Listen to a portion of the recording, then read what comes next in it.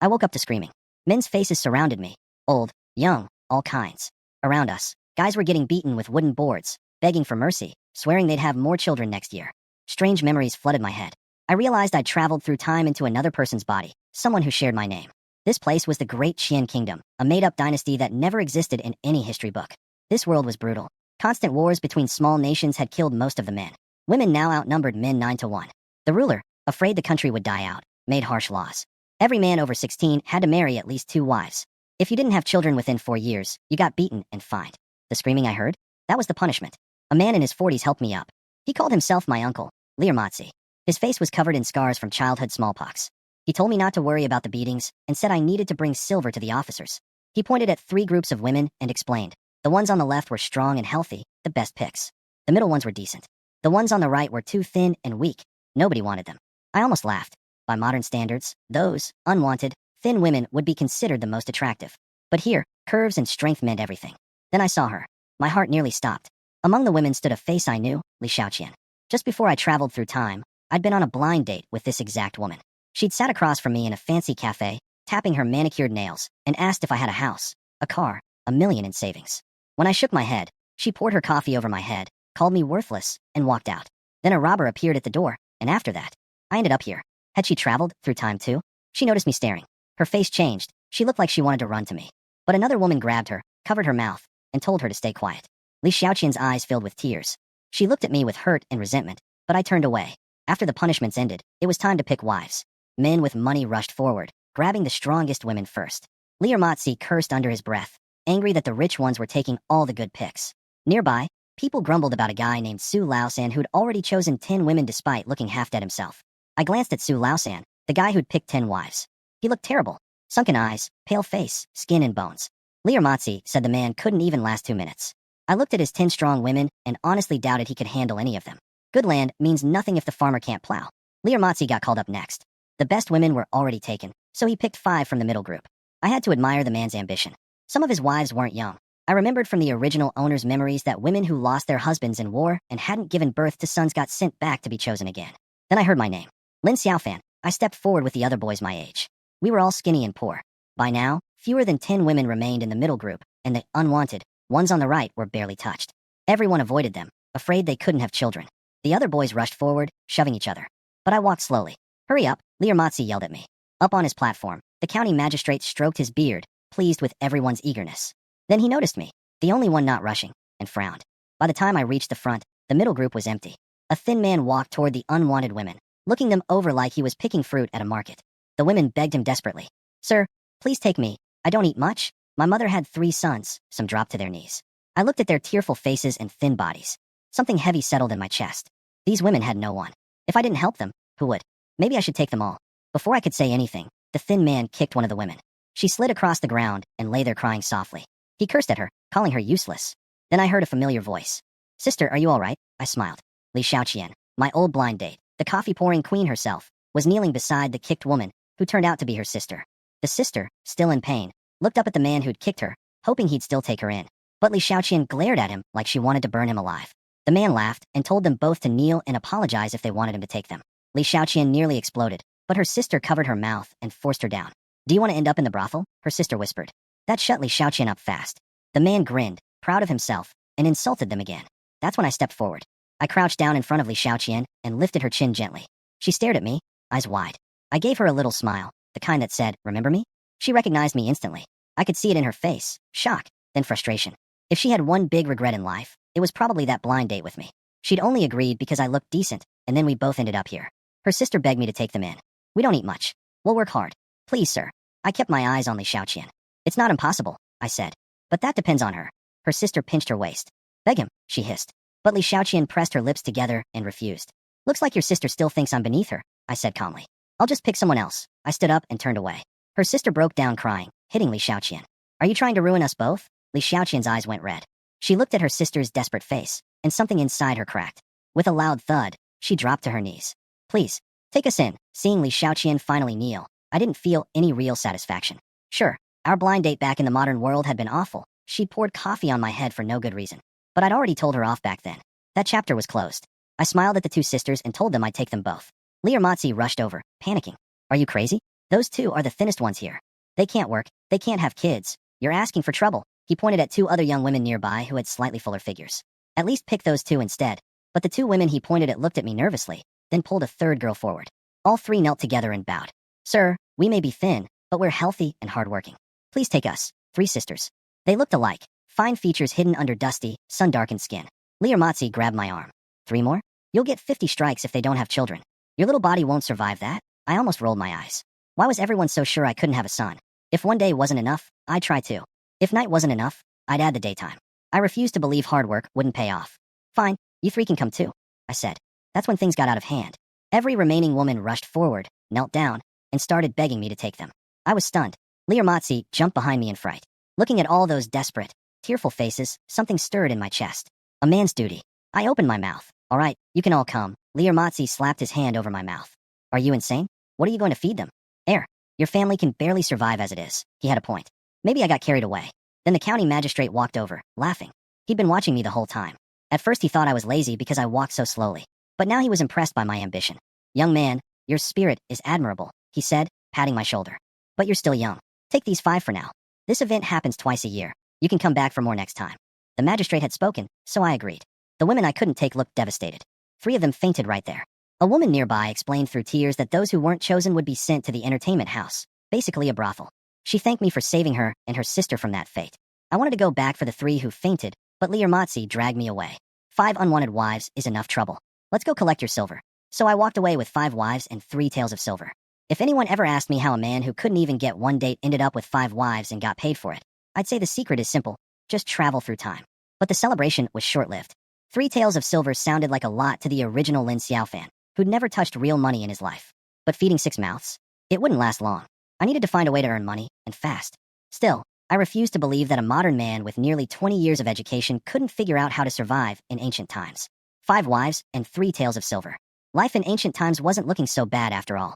Learmatsi kept saying these women couldn't have children because they were too thin. I just smiled. These people had strange taste, ignoring graceful beauties and chasing after bigger women. Besides, everyone knows it's mostly the man who determines these things. Modern celebrities are thin as sticks and still have plenty of kids. We walked home in silence, the 5 women following behind me with their heads down. When we arrived, I was shocked. The yard was surrounded by a few broken branches for a fence, and the house was just a shabby thatched hut. There wasn't even a real gate, just some sticks tied together with rope. Husband, is this really our home? Li Xiaoqian's older sister asked carefully. Yes, I said. Years of war. Life is hard for everyone. Then Learmatsi called out from next door, standing in front of a grand courtyard made of blue stone. My mouth twitched. So it wasn't that everyone was poor. It was just me. Made sense though. Men were valued here. Families with many wives had plenty of hands to work, so they lived well. Learmatsi's big house was built by his wives. One of the women spoke up gently. Husband, don't worry. Someday we'll build a house even bigger than that. She walked ahead and opened the gate for me. I appreciated her saving my pride. Then Li Xiaoqian came up with that familiar mocking smile. No car, no house, no savings. In modern times or ancient times, you're still the same. You were greedy enough to take 5 wives. Can you even feed us? I just stared at her. She smirked. Nothing to say? A poor man is always a poor man. I ignored her and walked inside. The other 4 women had already gotten to work. One was sweeping, another was airing out the bedding, and one had started a fire to boil water. When she saw me, she smiled sweetly. Husband, please sit down. The water will be ready soon. She guided me to the only stool in the yard and leaned softly against my arm. Her light scent surrounded me, and her gentle voice calling me, husband, made my heart skip. I touched her hand.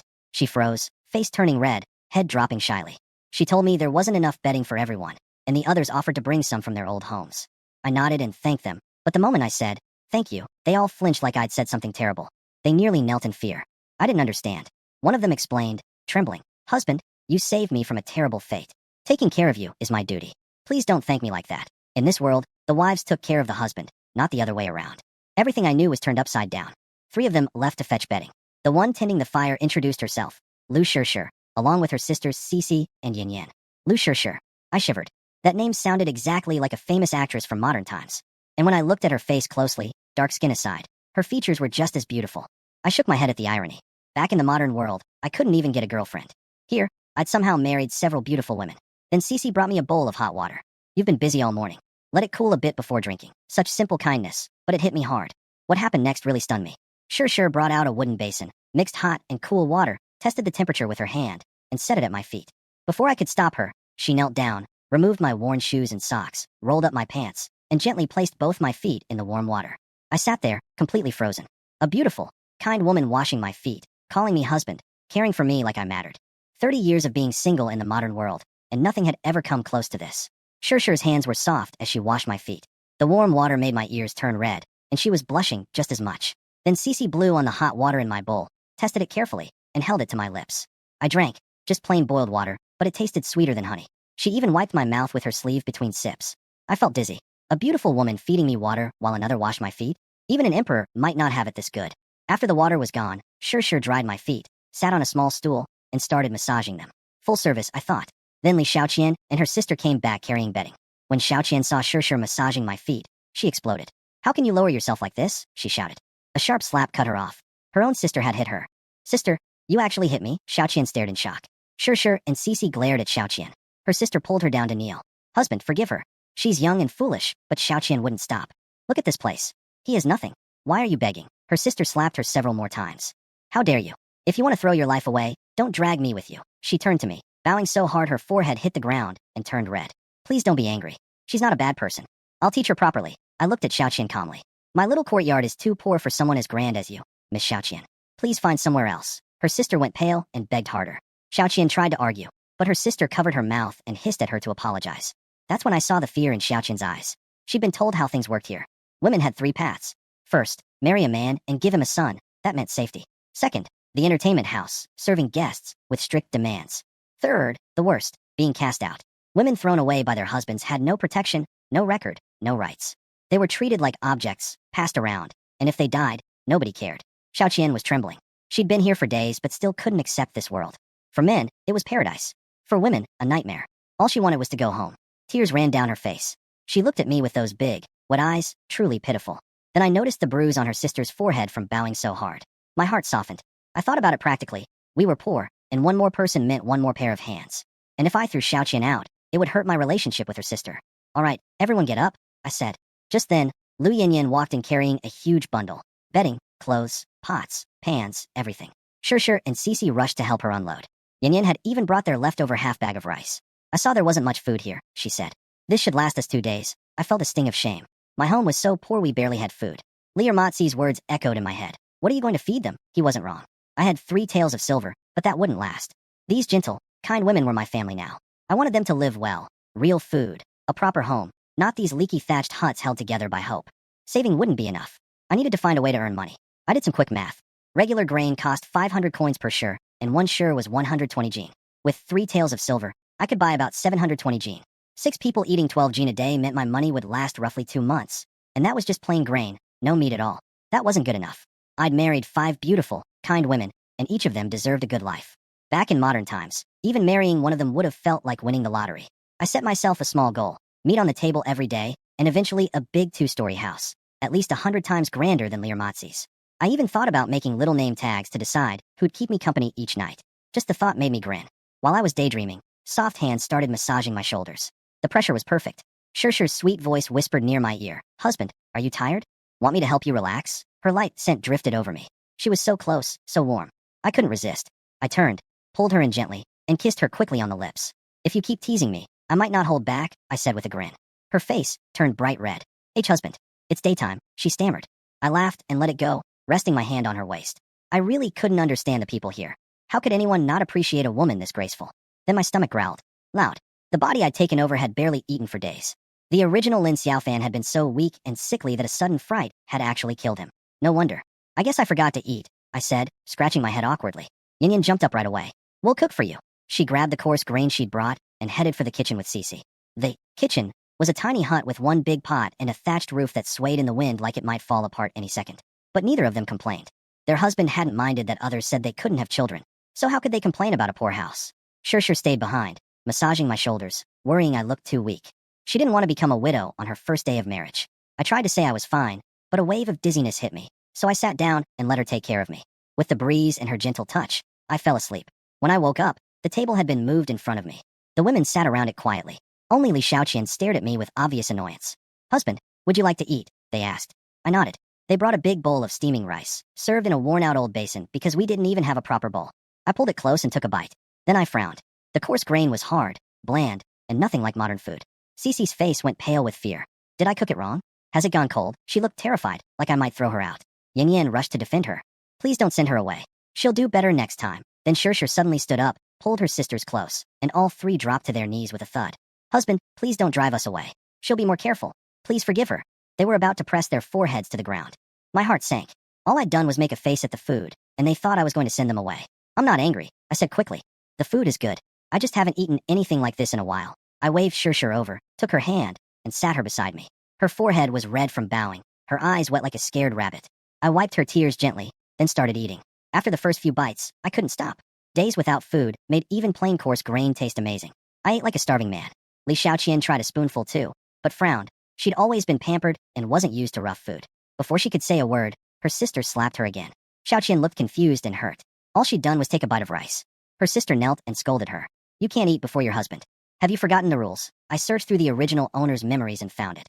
In this kingdom, women were only allowed to eat after men finished. Eating without permission was considered stealing, punishable by death. Only women who'd already given birth could eat alongside their husbands. I sighed. Xiaoqian's sister heard it and panicked, thinking I was disappointed. She raised her hand to hit Xiaoqian again, but I stopped her. It's fine.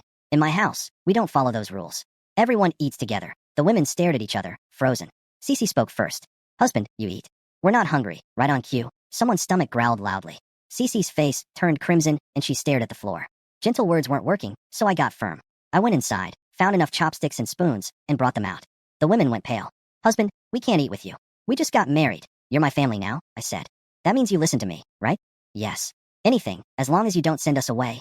Good. Then I'm ordering you to eat. They exchanged nervous looks, then slowly picked up their spoons. They took tiny, careful bites, afraid of looking greedy. But they finished the whole bowl clean. I got up for more, but they jumped to their feet. Let us handle it, husband. And brought out another steaming bowl. After 2 bowls, we were all about 60% full. Shirshir even let out a small burp. These women hadn't eaten a proper meal in ages. Food was scarce, and women always ate last and least. That's why they were so thin, years of going hungry. I burped too, feeling satisfied. Then I heard crying. It was Shirshir. I went to her and lifted her chin. Her eyes were red and wet, her nose twitching. Why are you crying?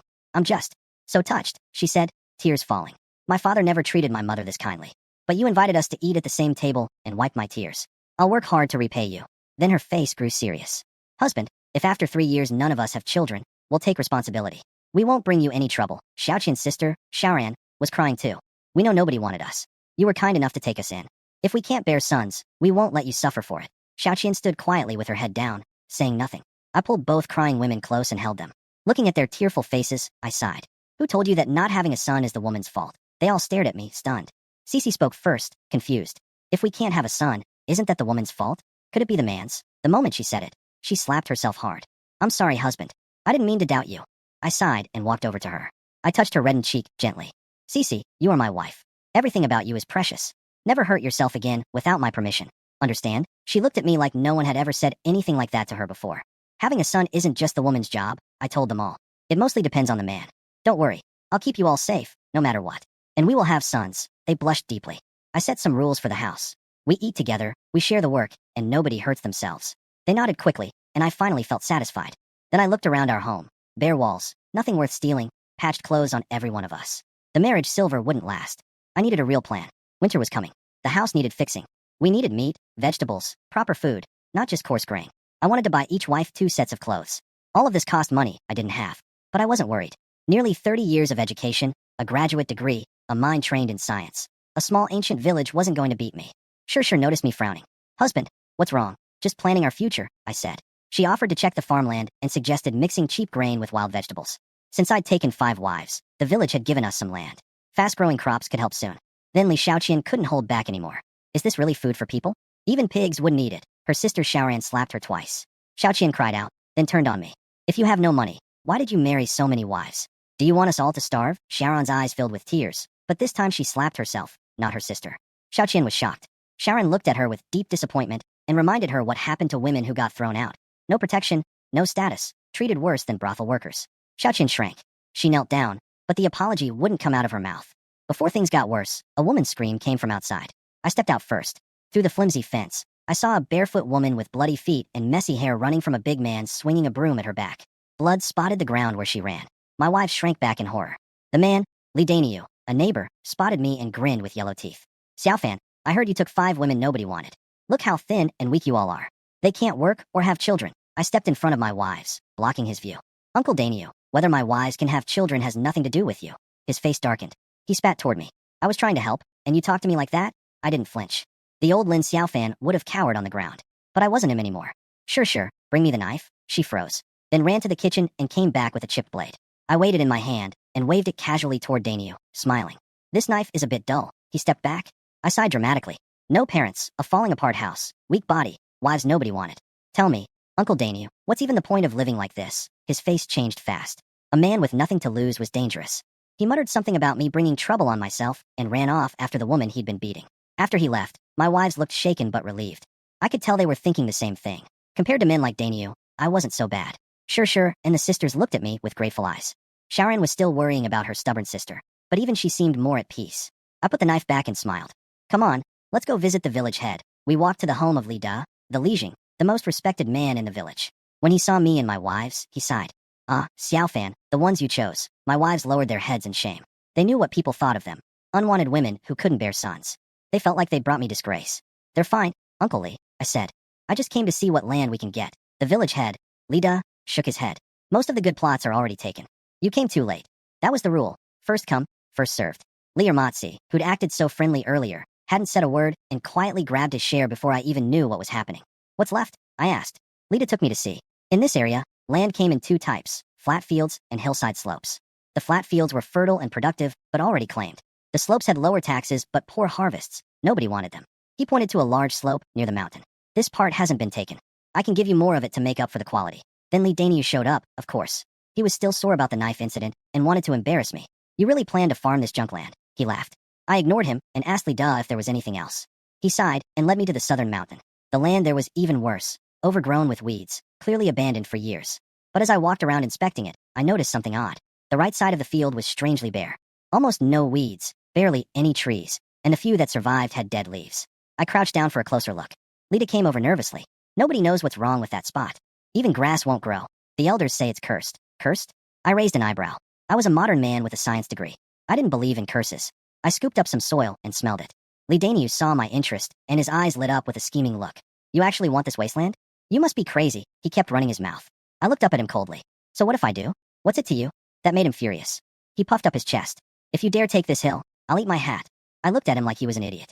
What would I want your head for? If you're serious, let's bet money. He hesitated. My wives crowded around me, tugging my sleeve, begging me not to do it. Sure said nothing grew here, and it was useless. Sharon pointed to the neighboring plot, where at least weeds were growing. Yin and Cece both pleaded with me to pick something else. Danyu saw their reactions and got an idea. He figured if I took this barren land, I'd be stuck paying taxes on soil that produced nothing. I'd regret it and give up eventually, and he'd win either way. Fine, he said. 2 taels of silver. If you take the land, I pay you 2 taels. But if you quit halfway, you pay me 4. Lita tried to stop me. Xiaofan, don't be rash. Danyu smirked. What's wrong, Lin Xiaofan? Scared? This land is hopeless. Even if you give up, I won't call you a coward. Lita was furious with Danyu for provoking me. But before he could stop things, I spoke up. Uncle Li, this land isn't that bad. But the bet's too small. Make it 4 taels, and I'll consider it. Danyu's eyes flickered with greed. He figured if I couldn't pay double later, 8 taels, he could take my wives as payment. The thought made him almost giddy. I pretended to hesitate. Uncle Li, let's just forget it. Danyu jumped in immediately. 4 taels. Deal. But if you quit, you owe me 8. I nodded. All right. Lita tried to talk me out of it. My wives begged me to stop. But I agreed cheerfully and held out my hand. I want the silver now. Danyu's face tightened. 4 taels was 10 years of savings for him. But he handed it over. I snatched the silver and grinned, so wide it probably blinded him. Uncle Danyu, thank you for your generosity. He glared at me. You'll have to return it sooner or later. Don't worry, I said. You won't live to see that day. With the contract signed and fingerprints pressed, I walked away humming a tune, 4 taels of silver jingling in my hand. My wives weren't nearly as happy. They did the math. The land was over 60 acres, which meant 10 share of grain and taxes next year. The soil was so dead that even weeds couldn't survive on it. They thought I'd lost my mind. Sure walked beside me, trying to stay calm. Husband, these fields won't grow anything. Even the hardiest weeds die here. Why did you lease this land? I smiled and pinched her cheek. Smooth as chocolate. Husband, I'm being serious, she said, blushing. I laughed. Dear Sure, I never said I wanted to plant anything here. Her eyes went wide. Not planting anything? Then why lease it? I leaned down and kissed her quickly on the lips. Sweet. She turned crimson. You're teasing me again. That side with the weeds. We'll figure out what to plant later, I told her. But this bare half, we're not planting anything. Trust me, there's something good underground. She stared at me, not sure whether to believe me or worry more. When Shaoran and the others arrived with tools, I grabbed a shovel and headed up the mountain. Sure sent Yin Yan to follow me. She was the strongest of the sisters and could keep me safe. I found the driest, most barren spot and started to dig. Yin Yan rushed over and took the shovel from my hands. Husband, digging is rough work. Let me do it. You rest. Yin Yan pushed me aside, rolled up her sleeves, and started digging like a machine. Dirt piled up fast beside her. I stood there holding the shovel, watching this slim girl outwork me completely. Something felt wrong about this picture. Shouldn't I be the one sweating? If my single friends from modern times could see this, they'd lose their minds. I tried to take over. Let me do it, husband. I'm not tired, she said, wiping sweat with the back of her hand and smiling brightly. She flexed her thin arm. See? I'm strong. A small muscle showed. Compared to my pale, weak body, she really was stronger. But when she made a fist, I noticed something. A scar on her wrist. My eyes darkened. I didn't say anything yet, but I made a mental note. My woman, my responsibility. Nobody hurts her. She went back to digging, and I knew arguing was pointless. So I stepped back, picked a piece of grass, stuck it in my mouth, and lay down nearby with my legs crossed. I watched her work, humming a tune. At first I felt guilty. I'd wanted to change my wives' thinking, make them stand tall and proud. But watching Yin Yin glance at me between shovelfuls, smiling even while sweating, I understood something. These women wanted to show their strength. It gave them purpose. Who was I to take that away? Being a lazy fish wasn't so bad after all. Blue sky, fresh air, gentle breeze. Life in ancient times was pretty comfortable. Meanwhile, on the hillside, Li Xiaoqian was fuming. She watched me lying around while Yin Yin did all the work and nearly exploded. Sister, look at him. He's shameless, she hissed at Xiaoran. But Xiaoran just patted her head. What's wrong with your husband resting? Taking care of him is our job. Xiaoqian couldn't believe it. Her sister had fully accepted this world's rules. Xiaoran's face turned serious. I won't beg for you anymore. You know what happens to women who leave. If you want to go, I won't stop you, but you won't last long out there. That shut Xiaoqian up. Her hands started trembling. Without her sister, she'd be finished. If you want to stay, Xiaoran said quietly, then serve your husband and listen to him. Suddenly, Yin Yin cried out. I jumped to my feet. Everyone rushed over. I can't dig anymore, Yin Yin said. There's something hard down there. I pulled her up and jumped into the hole. I crouched down and touched the surface below. Grayish-white stone. Slightly warm. My heart started racing. Give me the hoe. Sure handed it over. I hacked at the stone a few times. It wasn't too hard, but was tough to break through. Yin Yin offered to take over, but I shook my head. No, I need to see this myself. If I'm right, this could make us rich. The women looked at each other like I'd gone crazy. Stones at the bottom of a mountain. What was so special about that? But Xiaoqian stretched her neck to peek into the hole. I could see the wheels turning in her head. A mine? Her face flushed red with excitement. If there really was something valuable down there, no more coarse grain. Maybe even meat. Lin Xiaofan, she called out. What kind of stone is this? Xiaoqian's eyes lit up when I mentioned limestone. She wasn't stupid. She knew limestone was valuable for building. If this mountain had real deposits, we could get rich. Really? We might be rich, she shouted. Sharon looked doubtful. Sure shook her head too. If there was limestone here, people would have mined it long ago. I think it might be a new type, I said. Let's dig some out and test it. I knew how to process limestone from school and from videos I'd watched in modern times. The key was calcination, heating it at the right temperature. I need to build a kiln. The women weren't fully convinced, but Xiaoqian pushed them forward. This land can't grow anything anyway. Might as well try. I wanted to keep digging, but Yin Yin pulled me out of the hole. Husband, this work is too tiring for you. Rest. Sure agreed. We can handle this. Yin Yin was stronger than me and quickly dug out several pieces. The women carried them home while I took one stone and headed back to plant a kiln. On the village path, I ran into Li Ermatzi and Li Dainyu, sitting in the sun, each with a wife massaging their shoulders. Dainyu sneered at me. What's that? A rock? You're so poor you're pretending stones are treasure. Ermatzi tried to sound concerned. Xiaofan, I heard you bought that dead hill. You should give up, I smiled calmly. Ermatzi hadn't warned me about the land when it mattered. Now he was pretending to care. No need to give up, Uncle Li. I like that land. Dainyu laughed and looked at my stone. Carrying rocks yourself? What are your wives for? Useless, too thin and small. Then he slapped the woman behind him hard on her backside. Use more strength. Her face went red with shame. Something cold rose in my chest. I looked at him and said, women are meant to be pampered, not hit. Only useless men hit women. Cece had just stepped outside and heard me say that. Her eyes turned red and she looked up at the sky, trying not to cry. Dainyu snorted. Pamper women? Are you crazy? Ermatzi quickly changed the subject, asking about my stones. I told him I was thinking of fixing my kitchen. He agreed it needed work. Don't let the wind blow it away. I nodded and turned to leave. Neither of these men was worth my time. I spotted Cece carrying a basket. She looked shy and flustered. Husband, I smiled at her gently. Go ahead. Don't overwork yourself. I'd feel bad. She whispered, and hurried off, face pink. I chuckled. Had I done something? The girl seemed embarrassed. Behind me, Dainyu spat. Pretending, he and Ermatzi kept talking, mocking me, saying I was stubborn, that my wives couldn't have children, that the county punishments would kill a small man like me. Then Dainyu noticed his own wife staring toward my house. His face twisted with rage. He raised his big hand and swung it at her face. You worthless woman. Looking at another man? I'll beat you to death. Dainyu tore off his shoe and started beating his wife with it. She screamed and ran. Ermatzi just watched, grinning with his yellow teeth. Another woman nearby trembled in fear. Word had spread through the village that I'd brought home 5 unsellable wives. Everyone was waiting to see me fail. That afternoon, my women went back and forth carrying stones from the mountain. Villagers watched and laughed, guessing I was just trying to fix my broken house. Some men with dirty minds stared at my wives and whispered that even if they couldn't have children, they were prettier than brothel girls. I didn't care what anyone thought. I was in the backyard digging a hole for a clay kiln. I'd studied this in my past life, so it wasn't hard. By sunset, the women came back and immediately took the tools from my hands, pushing me aside. Before I could protest, Shaoran brought a stool and started massaging my legs. Shusher pressed gently on my shoulders. Cece ran to boil water. Soon Shaoran was washing my feet in warm water while Shusher kneaded my shoulders. I sighed with deep comfort. After working all day, this felt incredible. Xiaoqian watched from the side, grinding her teeth. We'd both traveled through time. Why was I living like a king while she suffered? Cece brought me water, cooled to the perfect temperature. I was too lazy to even open my eyes. She held the cracked bowl to my lips, and I drank without lifting a hand. Sweet and fragrant. After resting, I arranged the broken stone pieces in the kiln, lit the fire, and made sure everything was safe. Dinner was mixed grain rice and porridge. Cece had made bamboo bowls from bamboo that Shaoran cut earlier. But I noticed something. My bowl had rice while the women only had thin porridge. I frowned. Aren't we eating the same thing? Shusher rushed to explain. Husband, we're not hungry. We're used to just porridge. I looked at her steadily. Change mine to porridge too. In this house, everyone eats the same. No differences, nobody argued. We all ate porridge together. The women stayed quiet, but I could see they were touched. After dinner, Shusher asked if they should keep digging stones tomorrow. I said yes, then pulled out my silver. 3 taels from the government plus 4 from Danyu's bet. 7 taels total.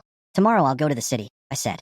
New bedding, 2 sets of clothes for each of you. Meat, vegetables. We can't live on coarse grain forever. Their faces turned strange. Sharon spoke carefully. Husband, winter is coming.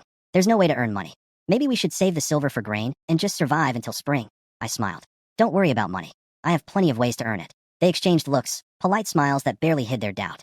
How could this skinny, sickly man make money? But he was their husband, so they nodded along. Remember the kiln outside? I said seriously. Once we turn those stones into lime, that's money. They glanced at each other. Broken gray rocks becoming lime? Heated with firewood? It sounded like a children's game, not real work. But they didn't want to crush my confidence, so nobody argued. Don't worry about money. I'm here, I said. It's late. Let's sleep. Then something strange happened. Usually someone would agree immediately. But this time, all 5 women went silent. Their heads dropped, faces bright red, hands nervously clutching their clothes. I stared, confused. 30 years of being single had left me completely clueless. Finally, Shusher whispered in a voice barely louder than a mosquito. Husband, tonight is our wedding night. So, who should be the first to be with you? I woke up to the smell of food. Last night, when Shusher asked who I'd spend the wedding night with, I nearly died of embarrassment. 5 beautiful wives, all waiting, but we'd only just met. I couldn't choose. In the end, I hugged each of them warmly and said, no rush. Let's get to know each other first. Relief washed over their faces. So on my wedding night, with 5 wives in the house, I still slept alone. In the morning, Shusher and I agreed to go to town. But the whole way there, she kept talking about saving money and not spending too much. She'd even taken charge of our silver like a little housekeeper. Her mouth never stopped moving. I watched her lips and got an idea. Be careful, I said suddenly. She froze, mouth open in surprise. I pulled her close by the waist and kissed her right there on the road. She pushed at me, blushing furiously. Husband. In the middle of the street, I pulled back and grinned. Much better now. She glared at me shyly, face red, but the look was so charming it made my throat go dry. This girl would be the death of me. The town was about 10 kilometers away. For a normal farmer, that's an hour's walk. But my body was so weak it took us an hour and a half. By the time we saw the town walls, I was drenched in sweat. Shusher pulled out a handkerchief and wiped my face. Want to rest? Pride wouldn't let me admit I was dying. I'm fine. The town was called Dagao. It had walls about 4 meters high because of the constant wars. 2 bored soldiers leaned against the gate. Inside, shops lined the main road, and people set up stalls everywhere. Shusher seemed familiar with the place. She told me she and Yin Yin used to come here often to buy supplies for their family. 2 young girls walking all this way alone? Weren't you afraid of wild animals? I asked. She smiled proudly. Yin Yin is very strong. She learned hunting from our father. Regular animals can't beat us. That explained Yin Yin's muscles. But it reminded me of the scars on her arms. My mood darkened. How did your family treat you? I asked carefully. Shusher's face fell. My mother was kind, but she had 3 daughters and no sons. That made my father angry. His sister and her son used to hit us often. I clenched my fists. If I ever met that family, they'd pay for it. Shusher led me to the biggest grain shop in town, Bai Jia Grain Shop. It was grand, with a fancy sign and workers standing at the entrance waiting for customers. A well-dressed man walked up, and the workers rushed to greet him with big smiles, fighting over who would serve him. The shop had sales targets. Workers who didn't meet them got their pay cut. Rich customers meant fine grain and big tips. Then Shusher and I walked up to the door. Patched clothes, dusty faces, clearly poor. Nobody came to greet us. One servant glanced at us and pushed the youngest worker forward. Xiao Yu, go serve them. Consider it practice. Xiao Yu was just 12 or 13, small, shy, rosy-cheeked. It was her first day. She didn't realize her seniors were dumping the worthless customers on her. She clenched her fists, smiled sweetly, and let us inside. I didn't mind being ignored. In my past life, I'd faced plenty of rejection during job hunts and blind dates. I was used to it. Xiaoyu showed us 3 grades of grain. Low at 400 coins, regular at 500, premium at 600 per share. Sure whispered that the prices were fair. We looked at the low grade first, rough, full of husks, hard to swallow. Then the regular, better but still coarse. Finally the premium section. I picked up a handful. Clean, high quality, meant for wealthy families. Sure, what do you think? I asked. Behind us, the servant snickered. He's pretending to be rich, wearing rags, and looking at premium grain. Probably doesn't have 600 coins on him. Then their eyes landed on Sure. Her face was flushed with anger, which only made her prettier. They started making crude comments about her figure, calling her unsellable goods. My eyes went cold. I stepped in front of her, blocking their view. Sure tugged my hand and tried to steer me toward the cheaper grain. Husband, this is good. But it's 2. Since you think it's good, we'll buy it, I said. 6 sure. Xiaoyu froze mid-sentence. Sir, 6 sure of premium grain. We don't give credit. I smiled and pulled out 2 taels of silver. Sure tried to stop me, but I held her hand, fingers intertwined. Her mind seemed to short-circuit. Her face turned the color of sunset. We'd only known each other a day, and holding hands in public was too much for her. Xiaoyu reached for the silver, thrilled. 6 sure on her first day was incredible. But just as her fingers touched it, I pulled my hand back. She looked panicked. Sir, make them apologize first, I said calmly, nodding toward the servants who'd been mocking us. Otherwise, we'll buy somewhere else. I turned to Sure. Want to try another shop? She blushed, knowing I was standing up for her. She whispered. Xiaoyu went pale and rushed to the other workers. They'd been gossiping about customers in the open. If the shopkeeper found out, they'd be in real trouble. They swallowed their pride and came over to apologize. I handed over the silver. Xiaoyu grabbed it before I could change my mind. Please wait. I'll pack it right away. The servants stood there stunned. Where did this ragged kid get so much silver? 6 sure of premium grain was more than they'd sell in 10 days. Their faces burned with shame. Minutes ago, they'd been laughing at us. The servants who'd mocked us scrambled to help pack the grain, all smiles and bowing now. Funny how fast attitudes change when silver appears. In 10 minutes, 6 sure was packed, about 720 jin. Too heavy for us to carry, so I told them to hold it. Xiaoyu beamed. Sir, for purchases over 5 sure, we deliver for free. Just leave your name and address. Even better. She ran to tell her shopkeeper and came back with a cloth bag. A gift from the shop, about 20 jin of extra grain. I nodded and thanked her. Outside, Sure started worrying. Husband, that was nearly 4 taels. We only had 7. If you'd bought lower grade, we could have gotten 2 more sure. I pinched her cheek and smiled. We have a stone mine at home. Why worry about money? She blushed, but argued back. We don't even know if it's real limestone. And even if it is, we'd need to mine it, process it, and find buyers. I patted her head and leaned close to her ear. Just eat well, take care of me, and give me a few little ones later. She shivered, her legs going weak. I caught her by the waist. This girl really knew how to make my heart race. Then a sharp voice cut in. Well, if it isn't the unsellable goods. I turned. A teenage boy stood there, sneering. Sure flinched and pressed closer to me. That's my younger brother, she whispered. Lu Ergu, he did look a bit like her. But his mouth was foul. He mocked Sure for being useless, said their father got beaten every year because their mother couldn't produce sons, and said the sisters should have been abandoned in the mountains as babies. He waved a bag of grain in front of us, bragging. Sure trembled with rage, but couldn't fight back. She'd been beaten and bullied by this boy her whole life. He kept going, insulting Cece too, calling her lazy, saying she'd never have enough to eat.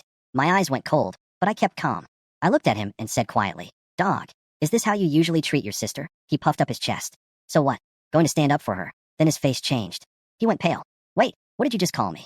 Say it again. Ergu was the spoiled only son, tall, strong from years of hunting, and used to pushing everyone around. Being called dog made him furious.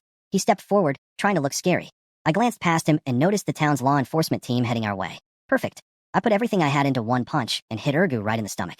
He stumbled back, clutching his belly, face white with pain. He never expected his weak, ragged brother-in-law to hit him in public. His eyes blazed. He cocked his fist to swing back, then spotted the enforcers coming closer. He pulled back and hissed. You're finished, I smirked. Maybe it's not over yet.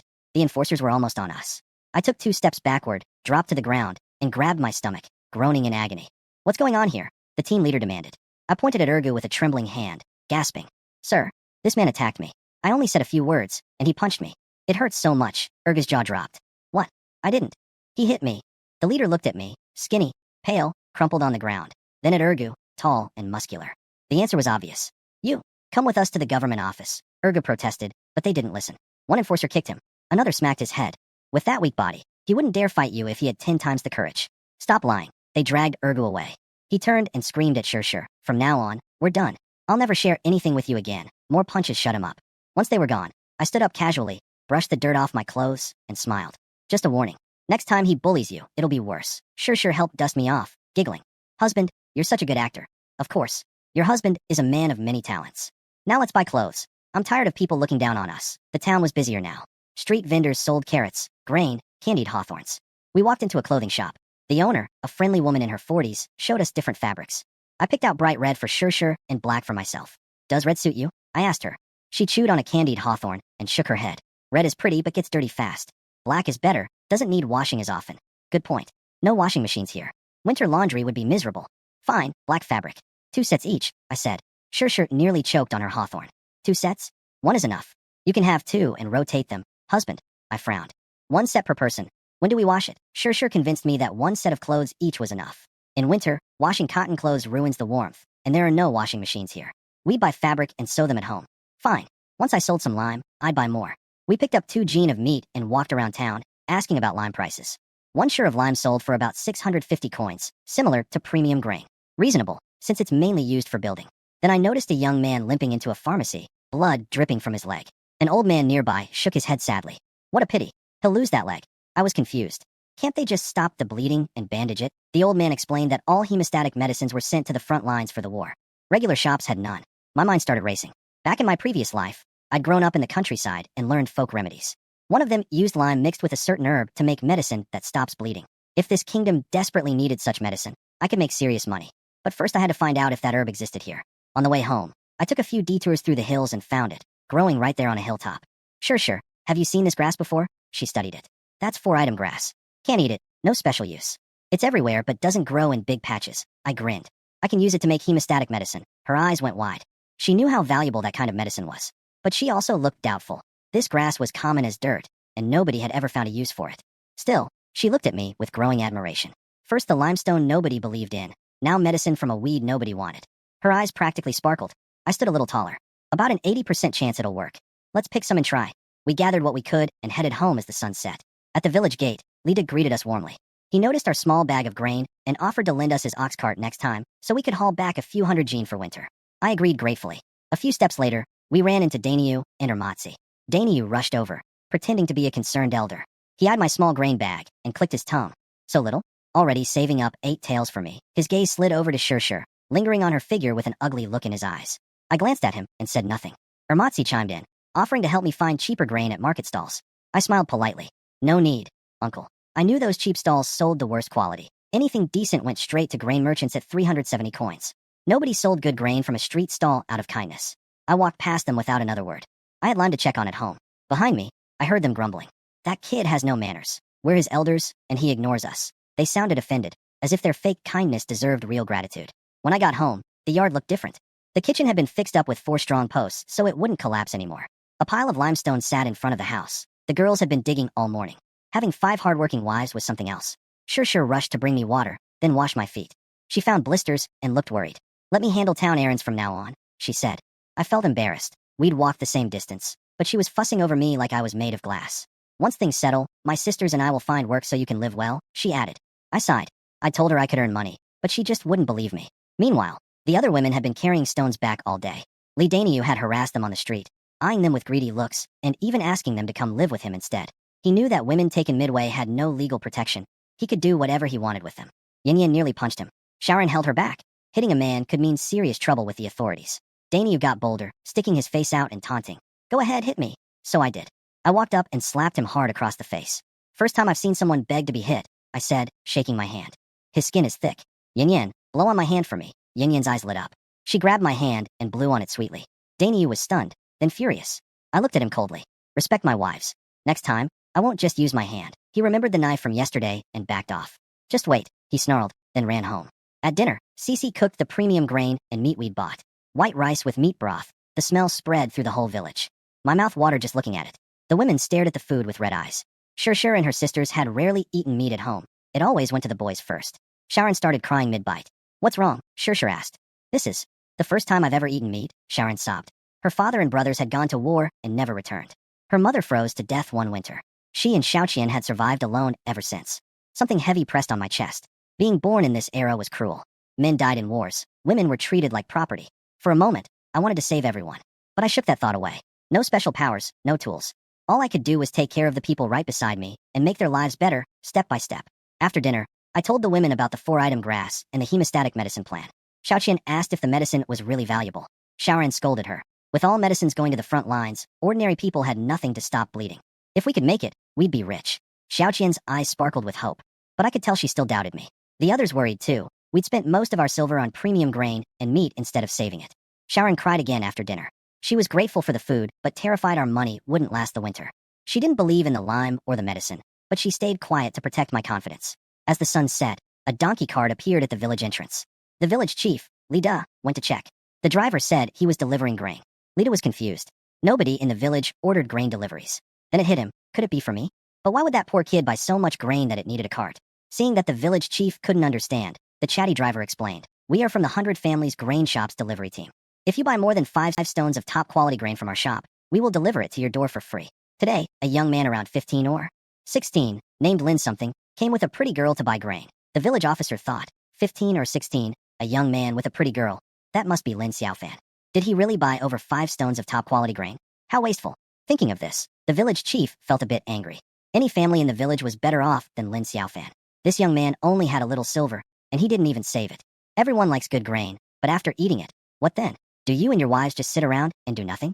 By the way, where does that young man live, and who is he? I haven't heard of anyone like that in our village before. The driver asked again. It wasn't out of curiosity, but because the shop owner had told him beforehand to find out about the grain buyers' backgrounds if possible. He's called Lin Xiaofan, and he's a villager here. As for where he lives, just go straight from the village entrance, and the first house at the top is his. Seeing that the village officer really didn't know, the driver shook his head and continued forward. Li Ermatzi and Li Denyo, who were playing on the street, saw the donkey cart and immediately got excited. There wasn't much entertainment, and the women were busy working in the fields. They just came out to play, chat, and have fun. But staying at home all day was boring, so they loved to play on the street. They kept an eye on everything happening in the village. Li Denyo approached and asked, Brother, what are you guys doing in the village? The coachman saw someone talking to him, so he stopped the cart and said, Deliver some grain. Deliver grain? Our village's harvest was good this year. No one is buying large amounts of grain, Li Denyo asked. The coachman thought for a moment and replied, I think it's Lin Xiaofan. He bought 6 sure of top-quality grain. Our grain shop has a rule. If you buy more than 5 sure of top-quality grain, we help transport it for free. What? He bought 6 sure of top-quality grain. Li Ermatzi was shocked immediately. He remembered he had just been talking about finding cheap grain for him. Who knew this kid would buy 6 sure of top-quality grain all at once? It turns out he didn't hesitate to buy so much because he couldn't afford it, but because he couldn't carry it all. As for Li Denyu nearby, he was completely stunned. From what he knew, Lin Xiaofan only had 7 taels of silver. 6 sure of top-quality grain would cost nearly 4 taels of silver. Plus, the cloth he brought home today, he probably didn't have much money left. How could he pay back his 8 taels of silver then? He couldn't just sell him, could he? With his build and that broken house, even selling him wouldn't get much money. Thinking this way, Li Denyu realized his 4 taels of silver might be wasted. He suddenly became anxious. This kid, why is he so wasteful? If he keeps going like this, how will he pay me back? No, I have to go find him and get my silver. He said this and was about to head to Lin Xiaofan's house. Brother Denyu, calm down. Going to his house now won't get you the silver. After all, he hasn't broken the bet. Li Ermatzi quickly stopped him. Li Denyu thought for a moment. Going there wouldn't help, but not going would leave his anger unresolved. All my 4 taels of silver are gone. What kind of thing is this? He said this and stormed home, even leaving his lounge chair behind. By the way, who exactly is Lin Xiaofan? The coachman looked at Li Ermatzi still nearby and asked. He has no parents, eats his last meal today, and goes hungry tomorrow. Just go see for yourself. Follow the village entrance, and the most dilapidated house is his. Li Ermatzi replied, feeling it was pointless and better to go home and hug his wife. Seeing that Lin Xiaofan ate better than himself, he felt a bit jealous. When the coachman pulled the grain over, he could smell a tempting aroma of meat. He took a deep breath, and at that moment, Lin Xiaofan had finished his meal. A few women carried the grain into the house, which was already filled with things. Suddenly, seeing so much grain, the few women didn't feel much happiness, mostly worry. They didn't say much. The grain was bought, and their husband was kind. If things got difficult, they could wait and look for some work to do outside. Their husband was so good to them, they couldn't let him down. Watching his wife busy, Lin Xiaofan sat on a small stool in the yard. He looked up at the sky. The sun was about to set, but there were no clouds, so the night should be bright. In ancient times, there were no bright city lights or pollution, so the moon and stars shone very brightly, enough to light the dark roads. If it was cloudy, it would be very dark, almost impossible to see anything. The sun hadn't set yet, and he wondered how his lime kiln was doing. He thought it was probably fine. When he was in school, he studied this and watched videos, but he still wasn't sure without seeing the finished product. Now that he had just brought his wife home, according to the rules of this country, he would be safe for half a year. But it wasn't guaranteed. When war was close, officials might come to the village to draft soldiers. Families would have to send someone or pay money. He didn't know when war might happen, but he had to earn money before then. Otherwise, if he went to the battlefield, it would be life or death, and with his weak body, he might just be cannon fodder. To stay alive, he needed to earn enough silver first. He didn't want to die before enjoying life in this ancient time. Thinking of this, Lin Xiaofan went to the backyard to check his clay kiln. Yesterday, because time was tight, he built it quickly, so it was small, but it was enough for experiments. Once he mastered the firing temperature and timing, he could build a bigger kiln. The most important thing in making lime was controlling the fire. If the fire was too small, the lime wouldn't turn the right color and wouldn't stick well, reducing its value. If the fire was too big, it would shrink too much, making it look bad and wasting resources. He also didn't have coal now, so reaching the right temperature would take a long time, increasing the cost of experiments. Hubby, what are you doing? His thoughts were interrupted. Lin Xiaofan looked up and saw Lu Shirshir and others had appeared behind him. It was getting dark, and he had gone out. They were worried, so they followed him. Seeing how concerned everyone was, Lin Xiaofan felt warm inside and smiled as he replied, I think it's about time. I'm about to start the kiln. Leave this kind of thing to us. You just rest nearby. Li Yinyan said she was about to help Lin Xiaofan open the kiln. No need. This is the first time firing. I'll do it myself. Lin Xiaofan held back Yinyan. He was quite excited about this first attempt. Seeing Lin Xiaofan so eager, the women didn't say much more. As long as their husband was happy, that was enough. Everyone looked at the earthen kiln with anticipation. Although their husband said he could produce lime, they weren't very confident. The chance of making lime was probably small. But if it worked, they wouldn't have to live a hard life anymore. Really? Just a simple earthen kiln, can it really make lime? Li Xiaoqian tried hard not to say much, but seeing how much the women trusted Lin Xiaofan, she couldn't hold back. In her past life, she saw scenes of kiln firing on TV. Those kilns were at least as big as a house. But Lin Xiaofan's small, house-sized earthen kiln, what could it possibly produce? Li Xiaoqian shut up. Li Xiaoran quickly glared at her and stopped her. She had previously said she wouldn't care about Li Xiaoqian anymore, but since their mother died, they had depended on each other. Could she really ignore her? Seeing that Lin Xiaofan didn't say anything, she finally relaxed. It seemed she still needed to watch over her sister, or trouble would come sooner or later. Lin Xiaofan went to check the kiln. The firewood inside was already burned out. Because it was dark at night, he could only see a black hole inside. Seeing Lin Xiaofan silent, everyone else also stepped forward to look. The inside was completely black, with no sign of lime. It probably failed. Although the women felt a bit disappointed, it was expected. Their husband had grown up in the village and probably never saw a limestone mine, so mistakes were normal. Even if he was right, it wouldn't be possible to produce lime in just 1 or 2 tries. Husband, it's okay. It's normal to fail on the first try. Yes, you've never been taught, so failure is fine. We just need to try a few more times. Right, we have plenty of strength. If one attempt doesn't work, we'll try twice. We'll get the lime eventually. Husband, you've done very well. The women comforted him one after another. After all, he was doing this for their benefit. He just wanted them to live better. If he got discouraged, that wouldn't be good. What? Did I hear that right? Lin Xiaofan, you're making lime? Harsh laughter came from behind as Li Daniu and Li Ermatzi approached. The two of them also took a walk at night. From a distance, they saw many people gathered in Lin Xiaofan's backyard, so they came over to take a look. Through their conversation, they learned that Lin Xiaofan was trying to make lime, but it seemed to have failed. Li Daniu had been frustrated with Lin Xiaofan several times, and since he had a good chance, he decided to mock him a little. Li Ermatzi was also just watching the fun and didn't mind joining in. Xiaofan, I'm not saying this to hurt you, but do you really know how much stuff you have in your head? Making lime isn't something just anyone can do. Instead of wasting time on this, you should plant more crops. Your brain is better suited for that, Li Daniu said sincerely, acting like an elder to Lin Xiaofan. Besides, the limestone mine isn't something we can touch. The officials know exactly where the mines are. Do you even have limestone? He looked at some dull gray stones nearby and laughed loudly. Xiaofan, you don't really think these are limestone, do you? Oh, this is hilarious. Limestone isn't gray. You dug up these stones from the mountain and thought you could make lime? Are you crazy? Hearing their husband being mocked, the women immediately got angry. What my husband wants to do is none of your business. And who says he can't make lime? Lu Yinyan, who had a fiery temper, was furious when she heard Li Daniu's sarcasm about her husband. Haha, you really think your husband can make lime? You're all fools. Young lady, making lime isn't as simple as just picking up some stones from the mountain. And with your husband, who's been bedridden since he was a child, trying to make lime? That's impossible. Seeing someone dare to argue back, Li Daniu became even more confident. Since he believed Lin Xiaofan couldn't make lime, he felt free to mock him without restraint. I don't get it. Why are you all bringing stones home every day? At first, I thought you were building a house, but it turns out you're making lime. A bunch of people who don't even know basic facts. No wonder you chose a remote, deserted hillside. It's hilarious. If your husband really could make lime, I'd cut off my head and kick it around for you. You, Lu Yinyan and the others were immediately angry but didn't know how to respond, since their husband truly hadn't made any lime. The village was especially quiet at night. Although there was some noise earlier, the neighbors nearby had heard it and come out to see what was happening. Now, quite a few people had gathered. After understanding what had happened, they started discussing and thought Lin Xiaofan was being a bit unrealistic.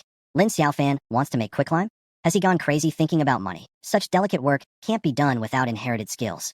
How could he possibly make it? I wonder why his wives are always busy moving stones. This kind of quicklime can't be made from just any stones. I don't know what he's thinking. What else could he be thinking?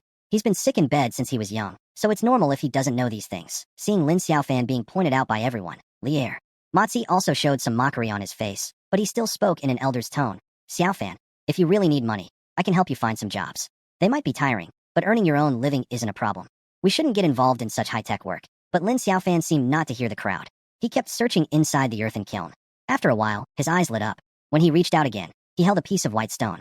Suddenly, Li Dania's laughter stopped abruptly, and the surrounding chatter also quieted. What? What is this? Li Matzi asked in shock. He hurried forward and snatched the stone from Lin Xiaofan's hand, eyes wide open. He hadn't seen anyone how to burn quicklime before, but when the village built houses before, families with good conditions bought some raw quicklime. That stone looked just like this. But wasn't Lin Xiaofan a failure? Didn't he fail to make it? This thing definitely isn't. It just looks a bit like quicklime. Quicklime, Lin Xiaofan said calmly, as if he was simply commenting on how nice the night was. Actually, this should be raw quicklime. Hiss. As soon as he said that, everyone gasped. Is this really quicklime? Did this kid succeed? Using these broken stones that look like dust? No way, absolutely impossible. This kid is just a sickly person, never leaves the house, has no experience. He probably hasn't even seen a kiln for quicklime. How could he make it?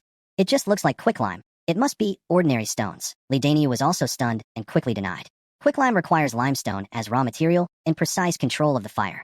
It takes a lot of experience to burn it properly. How could Lin Xiaofan possibly do it? At this moment, the village chief pushed through the crowd and carefully examined the stone. He even touched it with his hand, and his whole body trembled with excitement. This is quicklime. When I was young, I went to the town to build a house for a wealthy family, and I used this kind of stone. I even checked it carefully back then, and it looks just like this. I couldn't be mistaken. As soon as the village chief spoke, the crowd erupted in surprise. Is this possible? Lin Xiaofan really made quicklime. Could he have a way to make quicklime? That shouldn't be easy. I heard it's quite difficult to produce. Exactly. I heard that the method to make quicklime is passed down from ancestors and is not shared. He's just a kid who grew up without parents and has never left the village. How could he know how to make quicklime? Whether he's bluffing or really talented, he did produce it. If he can make it, it means there's really limestone in that mountain slope. Lin Xiaofan has found a treasure. But wait, that land isn't even covered with grass. Could there really be quicklime inside? Hey, didn't you see his wives digging there these days? Who would have thought that such a dull-looking stone could be turned into quicklime? I heard that the price of limestone is about the same as good grain. If they mine all the stones from that mountain, how much money would that be? Looks like Lin Xiaofan will be rich soon.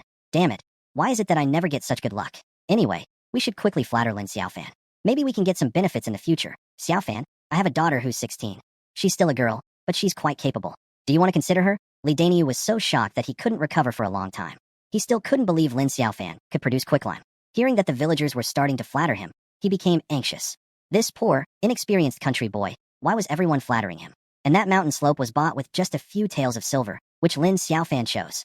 He had initially wanted to trick him, but instead, Lin Xiaofan got lucky and made a big profit. This couldn't be allowed to continue. It's just a lucky coincidence. We only made a small piece. Think about it. This kiln is so big, it could produce dozens of gene at a time. Why did he only bring out such a small piece? Lin Xiaofan, what do you think? A slightly sarcastic voice came from nearby. Everyone looked over and saw Li Daniu with a look of frustration on his face. People already doubted Lin Xiaofan's abilities, and after Li Daniu's words, they all chose to believe him. Everyone's eyes turned to Lin Xiaofan, waiting for his answer. Lin Xiaofan looked at Li Daniu, who was causing trouble, with a cold gaze. If he wanted to make big money in the future, he needed to hire many people, and the closest villagers would be the best choice. If the villagers actively flattered him, he could give them jobs later, and they would be grateful. But if he took the initiative to hire people, it would seem like he was begging for favors, which wouldn't be as effective. Li Daniu's interruption made a simple matter more complicated. What if it's more than just this small piece? Lin Xiaofan asked coldly. I remember someone said that if I could make lime, he would cut off his head and kick it like a ball. Li Daniu was stunned for a moment. When he thought more carefully, he realized he had indeed said that. At the time, he was just angry about the slap earlier that afternoon, so he spoke harshly. But who would have thought that Lin Xiaofan, this country bumpkin, could really produce lime? But it doesn't matter. If he pretended he never said that, he could get away with it. After all, Lin Xiaofan had no proof. Even if he did, he wouldn't really cut him. He had lived for decades, and when it came to being shameless, Lin Xiaofan was far behind him. Yes, I think I heard that too. I heard it too. It seems Li Daniu said that. Before he could speak, the villagers, eager to watch the show, started to cheer. Li Daniu's face turned pale, and he cursed the villagers' ancestors in his mind. But with everyone making a fuss, pretending to be shameless clearly wouldn't work anymore. If he forced it, his reputation would be ruined. They were all from the same village. He didn't want to walk around with his head down for the next half year. Haha, you think you made a small piece of lime just by guessing? After thinking for a while, Li Daniu finally came up with a plan. Lin Xiaofan only produced one piece, so as long as he stubbornly clung to that point, he might still get away with it. That way, he could also save some face. If I still have lime in my clay kiln, what then? Lin Xiaofan crossed his arms and looked at Li Daniu with a teasing expression. You want face? Since you care about it, that makes things easier. Originally, I had to pretend to be doing something for you, but since you want face, I won't bother. All right, let's do this. We're neighbors in the same village. I won't ask you to cut off your head. Let's bet 2 taels of silver, whether I can find lime in my clay kiln or not. What do you think? After hearing this, Li Daniu's eyes became uncertain. Lin Xiaofan was so confident that there might really be lime inside. Usually, he wouldn't gamble because the risk was too high. But now, so many villagers were watching. If he just left now, he would be looked down upon in the village. Maybe this kid was just pretending to be confident. It was so dark, he probably didn't even know if there was lime inside. And lime isn't easy to make. He must be bluffing me. Unfortunately, he's still too inexperienced. At this moment, the villagers started cheering again. Let's gamble. Bet with him. Li Daniu. Hurry up and bet. Don't be afraid. These farmers' daily life was just working, eating, and sleeping, with little entertainment. Now that there was a big show, they didn't want it to end early. Forget it, I'll gamble. Maybe I can earn 2 taels of silver. Li Daniu clenched his teeth and said, I'll bet. Who's afraid of you? Seeing Li Daniu agree, a faint smile appeared on Lin Xiaofan's face. Since you chose to save face, the silver is mine. To make lime, it depends on temperature and time. Since he managed to make a piece, it means the temperature and time were roughly right, so there must be more than 1 piece of lime inside. Most importantly, Lin Xiaofan had just found several pieces of stone, which were probably also lime. He just hadn't had time to take them out. Husband, I'll go look again, Lu Yinyin volunteered. Good, be careful not to get burned. Find all the lime inside so that some people can't come up with excuses. Seeing Lu Yinyin so eager, Lin Xiaofan agreed. It didn't matter who went. His own body might not be able to carry much lime at once. Lin Xiaofan, don't be too proud. Who wins or loses isn't certain yet. When Li Daniu heard Lin Xiaofan implying he was after him, he immediately retorted, but his tone lacked confidence. He looked into Lin Xiaofan's eyes, trying to find a hint of panic to comfort himself. Unfortunately, Lin Xiaofan's eyes only showed confidence. Lu Yinyin didn't keep everyone waiting long. Soon, she came out looking dusty and tired, holding 7 or 8 pieces of lime in her arms. Husband, this is all of it, Lu Yinyin said, placing the lime down and wiping sweat from her face with her sleeve. The kiln had just finished burning the lime, so it was much hotter inside than outside. Lin Xiaofan felt a bit of sympathy. The sudden change from cold to hot was hard on the body. If he caught a cold, it would be troublesome. For such tiring work, it's better to let outsiders do it. Only the core skills should be kept by their own people. Sweetheart, you've worked hard. Lin Xiaofan immediately stepped forward, carefully lifting his sleeve to help Lu Yinyin wipe the dust off her face. But it was better not to wipe at all. Once he did, Lu Yinyin's already dusty face became even more black and gray, looking like a little black cat. Everyone, including Lu Shishir and others, couldn't help but laugh out loud. The villagers watching also started to smile. The women who came over looked at Lin Xiaofan with envy, then at Lu Yinyin's dirty face, and their admiration was hard to hide. Lin Xiaofan was able to produce lime, and not just a little. Things would definitely get better in the future. His wives, who looked thin as monkeys, clearly couldn't have children. Why would these women, who nobody wanted, be happier than themselves? In the future, life would not only be better but also wealthier, and even men would know how to care. They had worked hard at home, but even when they were exhausted, their husbands never said a kind word. Sometimes, they even beat and kicked them. Seeing the lime come out, Lu Shishir and others looked excited. First, their husbands earned 2 more taels of silver. 2 taels could buy over 3 shur of good grain. Second, the lime was surprisingly good. Since it was their first time making it, they didn't put much limestone into the furnace. Now it looked like at least 1/3 of the limestone had turned into lime. Remember, this was just the first attempt. With continuous improvement, the yield would increase. Soon, they wouldn't have to worry about food.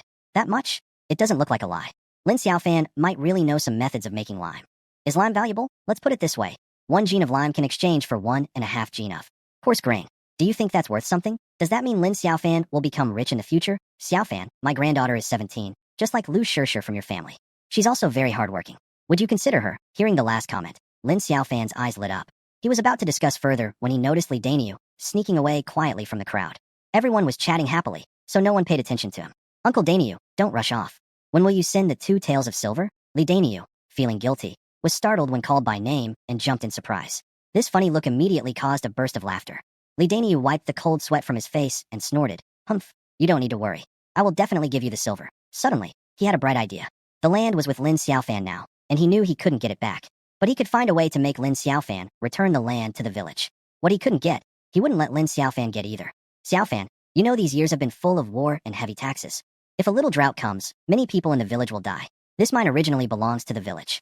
Why don't you return it to the village?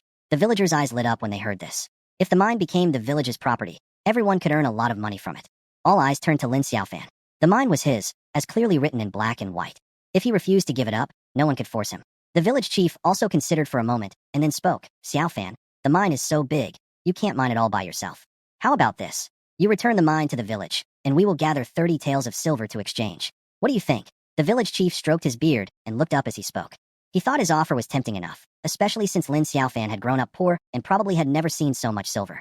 With this silver, he could buy a bigger house, get a few new clothes, and still have enough left to survive a bad year. But to his surprise, Lin Xiaofan refused without hesitation. No, I don't plan to give up the mine for now. The mine was in his hands, and sooner or later, it would be worth thousands of taels of silver. How could he let the village take it for just 30 taels? The village chief frowned, thinking he had offered too little, and then gritted his teeth to say, all right, then we will gather 40 taels of silver for you. And you will also get a share of the profits from the mine. Xiaofan, our village people are not doing well either, and we really can't gather more. Forget it, Uncle Li, I want to keep the mine. It's useful to me. Lin Xiaofan kept smiling gently and politely refused the village chief's request. The village chief had always treated him well, and now he was trying to negotiate kindly. He couldn't ignore or confront Li Daniu like he did. But Li Daniu's move to use others as a tool was really ruthless. Xiaofan, why don't you return the mine to the village? Such a big mine. Your family can't possibly use it all, yes, and you still need to farm the land. There's not enough time to mine. Let the village handle it. It's better for everyone. Xiaofan, don't worry. We will sell everything we have, even if it means selling our belongings, to gather 40 taels of silver for you. Nearby villagers also wanted a share and urged Lin Xiaofan to hand over the mine. Seeing this, Lin Xiaofan frowned and replied, everyone, I won't give up the mine. Even if I did. Do you know how to make quicklime? The villagers fell silent. Making quicklime? That's a joke. Many of them have never even used a simple kiln, let alone make quicklime. Making quicklime is a skilled job. If someone knew how, they could get a good job in the city, live comfortably, and not worry about food for generations. If it were so easy to learn, who would still be farming here? Seeing no one responded, Lin Xiaofan continued. If you don't know how to make quicklime, what use is the mine to you? You can only sell stones, but the price of stones is less than a third of what quicklime sells for. Plus, you have to mine and transport them to the town. How much money would that bring? The 10-kilometer journey from here to the town involves crossing several hills. Most people can only carry 20 or 30 jin of goods back and forth. If they use a bullock cart, they might not reach the town before dark. Stones are not expensive, and this trip would earn less than working in the fields. Everyone fell into thought. Lin Xiaofan's words made sense. If they gave him the mine, they wouldn't make much money. Seeing that most villagers were convinced, Lin Xiaofan added, but don't worry, I will work with everyone to make money in the future. Most villagers were persuaded, but Li Daniu was unhappy. If Lin Xiaofan became successful, wouldn't he want to get back at him? Could he still have a good life? Everyone, don't be fooled by Lin Xiaofan. Think about it. This year, the weather was good, but if a drought comes and the crops fail, you'll have to rely on selling stones to survive. Li Daniu hurriedly tried to persuade them. Ridiculous. If a drought happens, even if you have money, you won't be able to buy enough food, Lin Xiaofan retorted sharply. During a drought, food prices would skyrocket, and even with money, you might not get enough to eat. Li Daniu wanted to argue further, but was stopped by the village chief, who raised his hand. Li Daniu, that's enough. This stone mine originally belonged to Lin Xiaofan. Giving it is a gesture of kindness. Not giving is just doing one's duty. Moreover, even if we were given it, we wouldn't make any money. Everyone sighed when the village chief spoke, then prepared to go home and sleep. The sigh wasn't because Lin Xiaofan didn't give the stone mine, but because they missed a chance to earn money. After everyone left, Lu Cici ran over directly. Husband, you're so amazing. You really made lime. A fresh fragrance came with her words, and as she leaned into his arms, Lin Xiaofan instinctively hugged her. Lu Cici's body was soft, like she had no bones, making her feel very comfortable in his arms. Of course, don't you see who your husband is? Lin Xiaofan proudly lifted his head, then sniffed her hair. It's so nice. Husband, if we make lime, can we eat full every day? Lu Cici blinked her big eyes, hugged him tightly, and looked at him with hope. Suddenly, happiness came so quickly that she couldn't quite believe it. Just 2 days ago, she was still starving. Lin Xiaofan was amused by Lu Cici's expression. He rubbed her head and smiled, saying, of course, I promise you, not only will you eat full every day, but you'll also have meat at every meal. Until you're tired of it. Hearing this, Lu Cici cheered happily. Really? That's wonderful. We'll have meat every day from now on. Everyone was amused by Lu Cici's happy face. They also felt genuinely glad. In the future, as long as they worked hard, they could eat full every day. For them, that was something they never dared to imagine before. But, by the way, we have an important task tonight, Lin Xiaofan said with a smile. Huh? What task? Li Shaoran asked curiously. It was already late tonight, so they couldn't keep making lime. Their houses were almost tidied up, so she couldn't think of any other task. Seeing everyone's curiosity, Lin Xiaofan continued. Catch the thief. A thief? Where did the thief come from? Stealing is a very bad act. The village has an old rule. If someone is caught stealing, they are either expelled or, in serious cases, executed on the spot. So, unless there's a famine that makes people starve, no one in the village steals. As for outsiders, that's even less likely. Their house is so poor that normal thieves wouldn't even bother to look.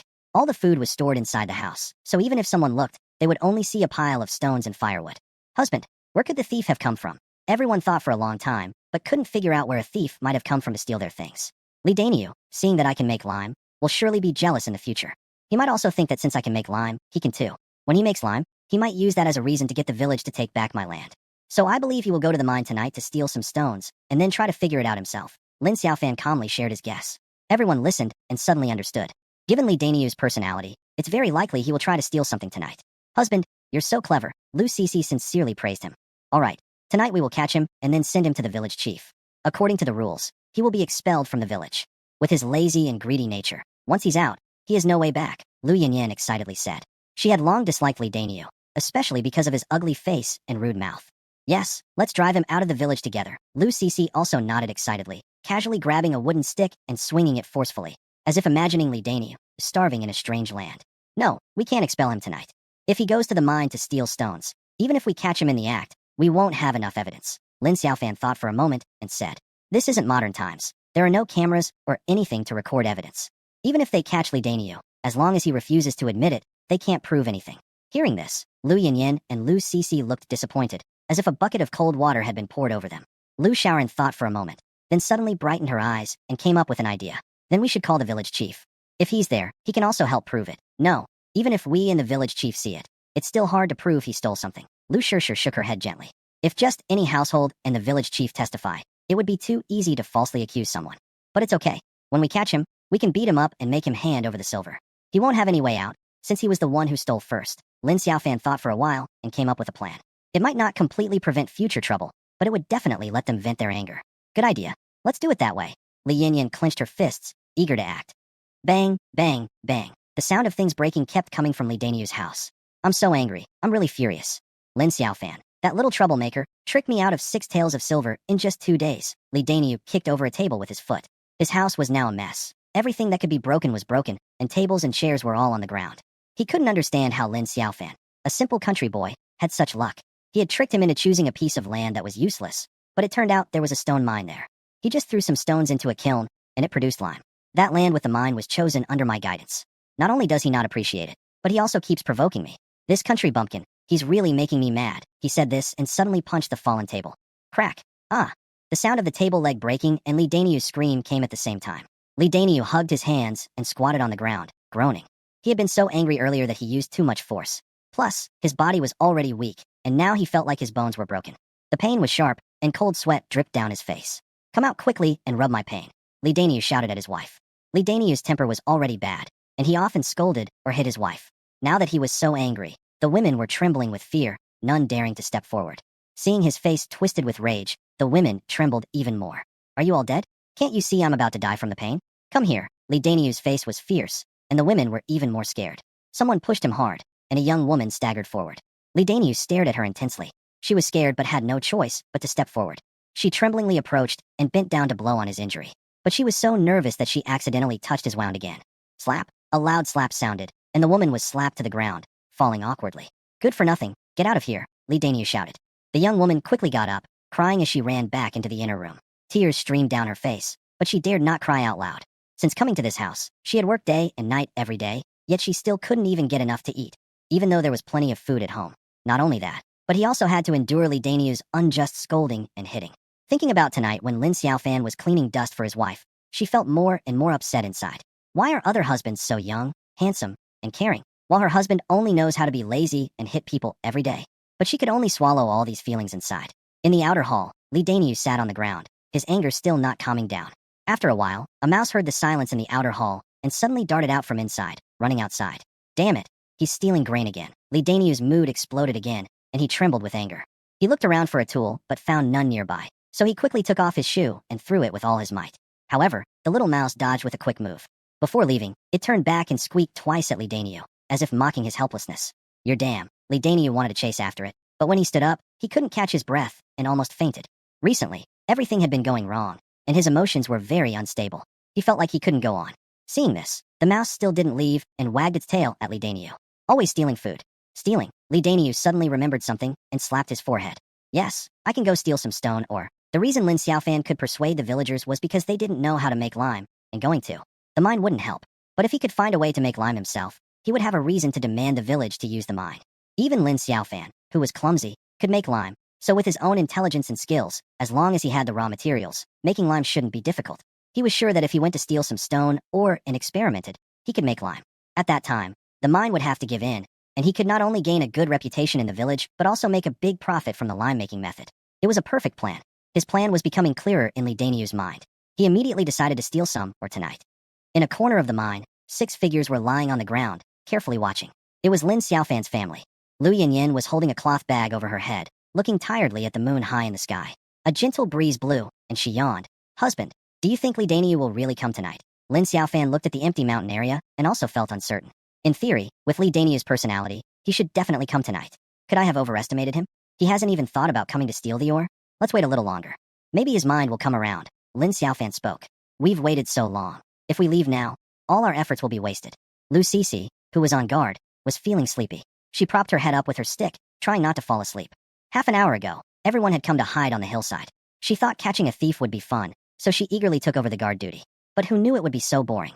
No, I can't sleep. Lu Cece shook her head, forcing herself to stay alert, and looked into the distance. Just then, a figure suddenly appeared far away. Lu Cece rubbed her eyes, sure she hadn't misseen, and her eyes lit up. She whispered, "Someone's coming." In an instant, everyone became alert, gripping their sticks tightly. Lu Yinyin also clenched her cloth bag. By the way, Yinyin, what do you have in that cloth bag? Lu Cece tried not to laugh as she asked. Lu Yinyin, holding the bag and looking serious, had a funny, earnest expression. What do you know, kid? Lu Yinyin rolled her eyes at Lu Cece. It adds a sense of ceremony, but we're not robbers. Close enough. Shoo, they're coming. The figure was getting closer. It's Li Danyu, looking quite sleazy. Li Danyu was holding a hoe, sneaking around nearby. He found a spot suitable for mining and started digging with his hoe. He seemed happy about something, smiling slyly and muttering to himself. Hoes aren't good for mining, especially since the stone is hard. After a long time, he finally dug out a small piece. Such effort. Li Danyu wiped sweat from his face, looked at his hoe, which now had a chip. If he kept digging, it might break. Damn it, I wasted my hoe again. Damn you, Lin Xiaofan. I will tear you to pieces. Boo-hoo. Halfway through cursing, he suddenly felt something wrap around his head, and everything went black. Stealing silver. Catch the thief. Catch the thief. A sweet female voice sounded in his ear. Just as he was about to explain, he felt sticks falling like rain on him. Stop hitting me. I'm not a thief. Please, spare me. Don't hit me. Li Danyu was beaten until he was dizzy and faint, lying on the ground begging for mercy. However, the sticks did not stop because of his pleas. Instead, they became even more aggressive. Stop stealing silver. Stop stealing silver. Don't hit me anymore. I was wrong. I won't steal again. Li Danyu gave up struggling on the ground. Throughout, his head was covered with a cloth bag. Every time he tried to reach up and remove the bag, the sticks would strike his hands like rain. He believed there must have been a misunderstanding. After all, he only stole a piece of stone, and had never seen any silver. Lin Xiaofan saw that Li Danyu was about to give out, so he raised his hand to stop everyone. Hurry and hand over all the stolen silver. Lin Xiaofan pinched his nose and spoke in a deep voice. But his acting was quite clumsy, and Li Danyu quickly saw through it. Xiaofan, is that you? Xiaofan, I am Uncle Danyu, not a thief. Embarrassed, Lin Xiaofan coughed and said, Not Xiaofan, I'm not Xiaofan. I am Lu Ergu. Then, Lin Xiaofan raised his stick and struck him fiercely again. Xiaofan, I really am your. Li Danyu wanted to explain, but he was interrupted by a flurry of sticks. Okay, I was wrong. You're not Xiaofan, you're Lu Ergu. Li Danyu, unable to resist anymore, pinched his nose and admitted. But I didn't steal money. I just wanted to dig some stone or to play with. Nonsense. The 2 taels of silver I left here are gone. Only you are here, so it must be you who stole it, Lin Xiaofan said firmly, causing some women nearby to giggle quietly. I really didn't take anything, big brother. I was wrong, I took it. I'll give it back to you now. Li Danyu still wanted to struggle, but he was met with another brutal beating. I took it. I'll return it now. Stop hitting me. Li Danyu groped around his body and muttered softly, afraid of more beating. After a long while, he took out 2 taels of silver from a pocket inside his pants. Silver was not safe to keep at home, so villagers usually carried it with them. How dare you steal? Consider this a lesson for you. Then, the crowd beat Li Danyu for a while longer before they left satisfied. Sister Yinyin, why did you just grab my stick? Lu Cece said angrily. Just then, after Lu Yinyin caught Li Danyu, she snatched Lu Cece's stick away. You're too weak. It doesn't hurt when you hit. That's too much. The next day, Lin Xiaofan opened his eyes. By now, the sun was already shining brightly. He stretched lazily, feeling a bit heavy-headed. He had stayed up late the night before, so he slept until now. Husband, you're awake. Lu Shishir saw Lin Xiaofan wake up. Holding a basin of face wash and a towel over her shoulder, she came over. She placed the basin by the bed and started washing Lin Xiaofan's face. Sure, I can do this myself, Lin Xiaofan said, enjoying the moment but feeling a little shy. 2 days ago, he was just a single man working in the city. Who would have thought that after just 2 days, he would wake up to a beautiful woman washing his face? Husband, such small things shouldn't be done by you. Besides, you went to town yesterday and worked making lime. You're already so tired. Let us handle the face washing. Lin Xiaofan sighed. It seemed he could only enjoy the moment. After washing his face and having breakfast, Lin Xiaofan prepared to continue making lime. Tada! Before he could get up, there was a knock on the door. I'm coming. Lu Shishir quickly went to open the door. Lin Xiaofan was puzzled. Who could be visiting his home? After last night's events, Li Erma-zi and Li Denyo had definitely fallen out with him. His previous self had been bedridden, so he probably didn't know many people in the village. Thinking about it, he couldn't guess who might be coming, so he decided to go see for himself. When the door opened, a middle-aged man dressed in animal hide clothes was waiting outside. He looked to be in his 30s or 40s, about 1.8 meters tall, with a scar on his face and a strong build. He was holding a puffed cloth bag in one hand. Lin Xiaofan recalled his previous memories. It seemed this person wasn't from the village. Dad, why are you here? Lu Shishir asked, making Lin Xiaofan, who was confused, suddenly realize what was happening. He paused for a moment, then smiled and said, Father-in-law, please come in. Usually, after a daughter gets married, her family doesn't interfere much.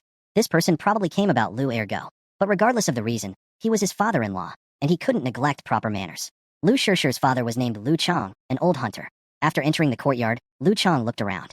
The house was a bit old, with stones piled on one side of the yard and firewood on the other. Inside the house, Lin Xiaofan invited Lu Chang to sit down, while Li Shaoran hurriedly cleared away the leftover food from the table. Lu Chang glanced at the leftover rice and swallowed nervously. Desperate to save his son, he started traveling at dawn and didn't have time to eat. As for why he arrived so late, it was because he was unfamiliar with the area and took many wrong turns. Father-in-law, I didn't expect you to visit my humble home. I haven't prepared anything. Lin Xiaofan smiled and spoke first to exchange greetings. It's okay, I should have called ahead. Sorry for the inconvenience. They exchanged polite words inside the house, but neither of them brought up serious matters. Lin Xiaofan couldn't directly suggest releasing Lu Ergu, as it might seem like he was flattering the Lu family. Lu Chang had thought about bringing out some food he carried, and then proposing to release Lu Ergu, so both sides would save face. But seeing the fine grains and meat in Lin Xiaofan's house, he felt it was not appropriate to show off his own modest supplies. Since Lin Xiaofan and others had just finished breakfast, the house still smelled of meat. Lu Chang had started traveling early and hadn't eaten yet. Now, smelling the meat, he found it more tempting, and his stomach growled. Father-in-law, you haven't eaten yet? I'll ask Shishir to make you some more food. Lin Xiaofan noticed Lu Chang's awkwardness and quickly broke the silence. Shishir, bring some food for your dad. No need to trouble yourself. Lu Chang quickly refused. Today, he was here to ask for help, so it wouldn't be proper for others to cook for him. Dad, just eat a little, Lu Shishir said, scooping some leftover rice from the morning into a bowl, pouring 2 spoonfuls of meat broth on top, adding a few pieces of fatty meat, and placing it on the table. Seeing the now graceful Lu Shishir in front of him, Lu Chang's eyes showed a hint of relief. Shishir, I was the one who let you and your sisters down in the past. Lu Chang said with some regret. But now that I see you all doing well, I feel like a burden has been lifted from my heart. Lin Xiaofan raised an eyebrow after hearing this. He had always been curious about Lu Shishir's family situation. After your mother died, your aunt forced me to send you 3 sisters away, threatening me with her life. You've suffered a lot these years. These grains are for you. Now, they might seem a bit modest. Lu Chang opened the cloth bag in his hand, revealing about 30 to 40 jin of grain, mixed coarse and fine grains, probably average quality. For an ordinary family, this was a generous gift. Considering the ongoing war, heavy taxes, and possible famines, these 30 or 40 jin of grain could save lives. But for Lin Xiaofan's family, it might not be much. It's okay, Dad. It's all in the past. And you've helped us a lot, too. Lu Shishir didn't hold much resentment in her heart. Although her father drove them out of the house, he gave them some land and food. If they caught more game, he would send some to them. He tried his best to help them. In that time, many fathers would simply abandon their daughters. What she truly hated were her aunt and younger brother. Food is almost cold, Dad. You should eat first. Lu Chang looked at Lu Shishir. Seeing she had no real complaints in her eyes, he felt relieved. Looking at the meal in front of him, grain and some meat, Lu Chang swallowed hard. Since that's the case, I won't hold back. The food was already served, and not eating would be rude. Thinking this, Lu Chang started to eat. After he finished, he hesitated before speaking. Our family's ergo was wrong yesterday. He's been spoiled since he was young. I want to apologize to you.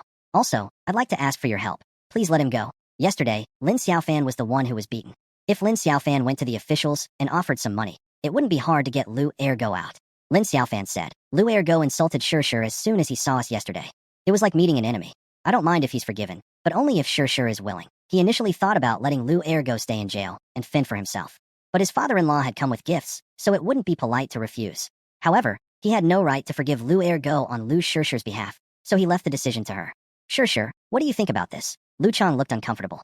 He knew how Lu Ergo had treated Lu Shishir and her sisters, beating and insulting them. Yesterday on the street, Lu Ergo started insulting her again. So, it would be hard for Lu Shirshir to forgive him. She looked at her father, who seemed troubled, and her face showed a conflicted expression. She wanted to punish Lu Ergo severely. Even if he died in jail, she wouldn't mind. But she also didn't want her father to suffer too much. On one side was revenge, on the other was her father's well-being. After a long pause, Lu Shirshir seemed to make a decision and sighed. Husband, we've already taught him a lesson. Let him go now. If he dares to do this again, we won't forgive him. In the end, she decided to release Lu Ergo. Compared to other families, Lu Chang treated her 3 sisters and her mother quite well. Even if it meant selling everything, Lu Chang would find a way to rescue Lu Ergo. She didn't want her father to worry about this matter. Sure. Thank you. Lu Chang hesitated for a long time before finally saying thank you. Glancing at the burly man, Lin Xiaofan forced a smile. Lu Yanyan and Lu Cece, having finished their serious talk, also came in, smiling happily. Especially Lu Cece, who was bouncing around. Dad, you're here. Dad, I miss you so much. When Lu Yanyan was young, she often begged Lu Chang to teach her how to hunt. As she grew older, she always went hunting with Lu Chang, so their bond was very close. Lu Cece, being Lu Chang's youngest daughter, was also the most loved by him and very close to him. Lu Chang saw that his 2 younger daughters didn't hold grudges about what happened earlier and were very close to him. He felt very happy, but at the same time, he also felt a bit regretful. If he had been more firm in his attitude, would they have been driven away? Fortunately, during the half year since they divided the family, he hadn't mistreated his 3 daughters. Otherwise, he might have regretted it for the rest of his life. What comforted Lu Chang was that Lin Xiaofan treated his daughter very well and was quite capable. His daughter following him wouldn't suffer any wrongs. The family kept talking until noon before they prepared to leave. Take care, Dad. Dad, I will miss you. When saying goodbye, everyone was reluctant to part, especially Lu Cece, who was almost crying. This separation might mean they would never see each other again in this lifetime. That was just how things were in this era. Most families didn't treat their daughters well. Once they sent their daughters away, they lost contact. Few people visited the bride's family. And since it was a male-dominated society, if the man in the family didn't allow it, women couldn't visit their relatives. As everyone's mood grew more sorrowful, Lin Fan broke the silence with a word. All right. Once we're done with our work, I'll take you to visit your family. In his mind, it was normal for a woman to visit her family after marriage. Really? Husband, you're so kind. Lu Cece wiped away tears that were about to fall and hugged Lin Xiaofan tightly. Lin Xiaofan instinctively wanted to pat Lu Cece's head, but saw his father-in-law nearby, so he held back. Before leaving, Lin Xiaofan cleaned the clay kiln thoroughly, refilled the stone mine and firewood, and started a new round of lime burning. The last batch of lime produced had mostly failed because it lacked cohesion. Learning from the last time, Lin Xiaofan added more firewood and scheduled the kiln opening for the morning after tomorrow. He also recorded some important data from his 2 previous attempts at making lime. This world still has no paper, only bamboo slips and brushes. Lin Xiaofan is not used to writing on bamboo slips, and there is no paper at home, so he simply wrote on an open space in his yard. When he has the chance, he can make some paper to use. But for now, he needs to focus on making lime well. After finishing these tasks, he prepared to leave for the town. Since he was leaving later than usual, if the trip was not smooth, he might encounter nocturnal animals on the way back. So Lu Yanyan decided to go with him. 2 hunters accompanied them, and Lu Yanyan carried a homemade big bow. Lin Xiaofan felt very safe, and even hoped some wild animals would come out to challenge the 3 of them. The journey was quite smooth. After entering the town, they headed straight to the government office and found a constable named Qian. Lin Xiaofan looked at this man. He had a mustache shaped like the character 8, was a bit overweight, and had a smooth, friendly smile. He looked very clever. If they hadn't met at the government office, Lin Xiaofan might have thought he was a shrewd merchant. Brother Qian, long time no see. Oh, isn't that Xiao Chong? I almost didn't recognize you. You're looking younger and younger. Is this your daughter? She's quite spirited, just like you when you were young. This Constable Qian and Lu Chang were from the same village. They were very talkative, and as soon as they met, they started chatting happily, like old friends reuniting. On the way, Lu Chang secretly slipped some silver into Qian's hand when no one was paying attention. Brother Qian, I won't hide it from you. I have a favor to ask. My son was caught at the government office for fighting on the street. I wonder if you have any way to help. Lu Chang spoke with a humble smile and a slightly pleading tone. After hearing this, the constable Qian gently stroked his beard. If your son fought in public, that's a bit difficult. Let me think if I can find a way. He then furrowed his brows, seeming to consider a plan. But after a while, he didn't say anything. Seeing his expression, Lu Chang clenched his teeth and took out a little more silver to give him. Only then did Qian's brows relax, and he smiled twice. Chang, I think this will be hard to handle. The main issues are 2. First, your son's behavior challenged the government office. If I give some benefits to my colleagues, that can be resolved. The second point is that the person who was hit needs to forgive him. If it had been a couple of years ago, this wouldn't have been necessary. But in recent years, things have changed. If that person feels wronged and goes to the mournful drum to complain, it could cause us a lot of trouble. Hearing this, Officer Qian squinted his small eyes, looked around to make sure no one was nearby, then leaned in and whispered, My boss, Captain Bao, is a straightforward man. If he finds out about this, it won't be easy to handle. Perhaps because he thought Lin Xiaofan posed no threat, Officer Qian spoke openly without hiding anything. Lin Xiaofan didn't expect there to be such an upright person in the county. He silently made a mental note of this person's name. Lu Chang quickly explained, "Don't worry, brother. This young man is the one who was beaten. He's my son-in-law. It's all a misunderstanding." After hearing this, Officer Qian carefully examined Lin Xiaofan. He was dressed in worn-out clothes, clearly not someone wealthy or powerful. He was small and thin, either malnourished or sickly, with no real value for flattery. "Since that's the case, it's easy. Just come with me to pick him up," he said. Officer Qian no longer hesitated and agreed immediately. For him, bringing someone in was just a matter of a sentence. The idea of giving colleagues benefits was nonsense. Few officials in the government were truly honest and clean. Everyone relied on some kickbacks or bribes, which over time created unwritten rules of mutual non-interference. Captain Bao couldn't do much about this either. He couldn't just dismiss all the officers, no matter how upright he was. He wouldn't go against the entire department. But he had his principles and wouldn't let his subordinates act without limits.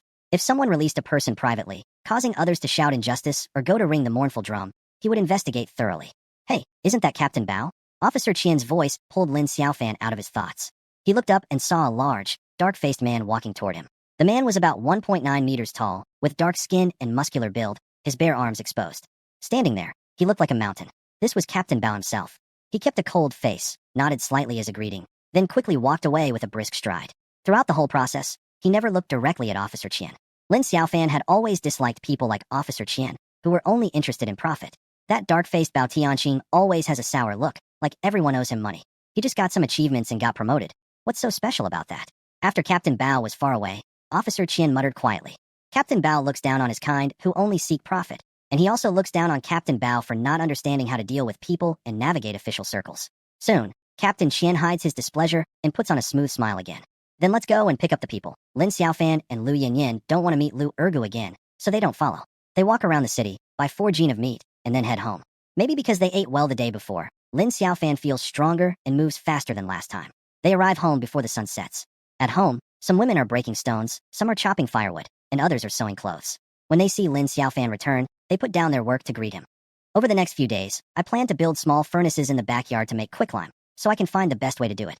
At the dinner table, Lin Xiaofan shares his idea. Relying on the old clay kiln at home to gather data probably won't help him find the method anytime soon. In his mind, the small furnace is about 1 square meter, mainly built with clay, with firewood at the bottom and mineral stones at the top. He saw the making process in a video by a wilderness survival channel, and it looked very simple, so he remembers it well. This kind of furnace is definitely not suitable for making lime because it's too small, probably can't produce even 5 jin at a time. But for experiments and data collection, it should be enough. "Hubby, what kind of furnace are you talking about?" Li Shaoran asked with some doubt. She has never heard of any method to make quicklime besides the clay kiln.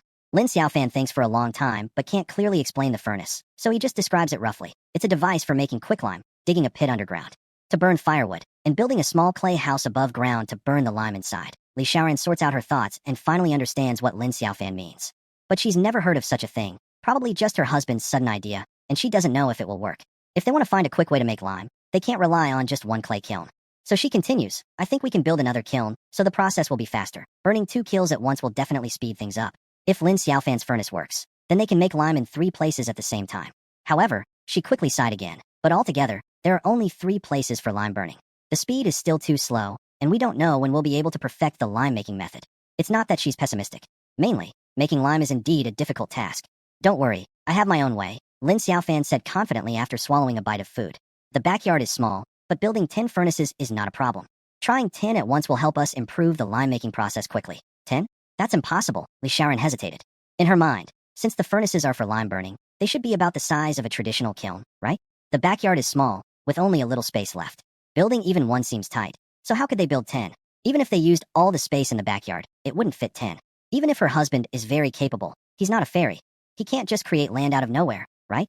"Husband, I also think our backyard can probably only fit 2. Lu Shishir clearly didn't believe it either. Many parts of the backyard are filled with discarded items and trash, with lots of weeds growing. There isn't much usable space. Plus, the backyard is quite small. Even after clearing out the trash and weeds, at most, they could fit 2 furnaces." Seeing that everyone didn't believe him, Lin Xiaofan shook his head and added more. 10 is just my minimum estimate. If we squeeze a bit, we could probably fit 14 or 15. At this, Li Shaoran and others completely lost faith.